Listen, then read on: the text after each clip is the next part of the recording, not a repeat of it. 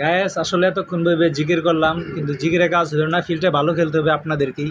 যে ফিল্ডে খেলবে তারই ভালো খেলতে হবে। খালি কি জিগির করলে কাম পাচ্ছে? ভালো করে খেলাধুলাও তো পাইতে হবে নাকি? যাই হোক, পাকিস্তান হারছে, এটা কোনো বড় বিষয় না। বড় বিষয় হলো খেলা এনজয় করা। আপনি খেলা কতটা এনজয় করলেন সেটাই বড় বিষয়। ইন্ডিয়া জিতলে কি, পাকিস্তান জিতলে কি, আমার কি কেউ টিহা দিব? কেউ কি টিহা দিব? 5 টাকা দিব কালকা? আমি বাঙালি, আমার কাম করে খাওয়ার নাকবো, সকালে যাওয়ার নাকবো কামলা দিবার, আমি যাবো কাম করবার।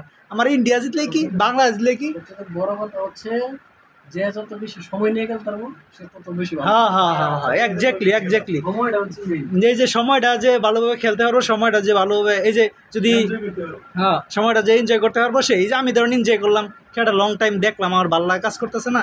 আপনারা যদি খেলা দেখতেন, স্থায়িত্ব বেশি, হ্যাঁ হ্যাঁ হ্যাঁ, এই যে খেলাটা বেশ সময় যদি দেখেন তাহলে কিন্তু এনজয় করতে পারবেন। সেই জন্য আপনার বেশ সময় খেলা দেখবেন, তাহলে এনজয় হবে। যে আমি হার্ড খেলা দেখলাম, হার্ড খেলা দেখলাম, অনেক ভালো লাগতেছে না? তোমার তো স্থায়িত্ব কম না, তোমার তো চাইতো কম, তুমি তো ধৈর্য নয়, তুমি তো খেলা দেখা বাদ দিলা, একটু দেখলা তারপরে বাদ দিলা।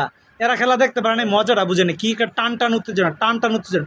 এই ইন্ডিয়া জিততে যায়, এই পাকিস্তান জিততে যায়, এই আমি পাকিস্তানে সাপোর্ট করতেছি, মানুষ আমার অনেক কিছু বলতেছে, তারপর ভালো লাগা কাজ করতেছে।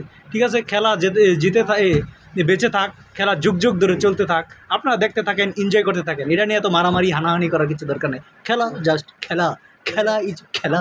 নিজের ইচ্ছাতে নিজের হ্যাঁ হ্যাঁ গায়েস, তাহলে আজকের মতো শুভরাত্রি। দেখা হবে কালকে সকালে কামে যেতে হবে, রাত সকাল 7টায় গায়ে যেতে হবে।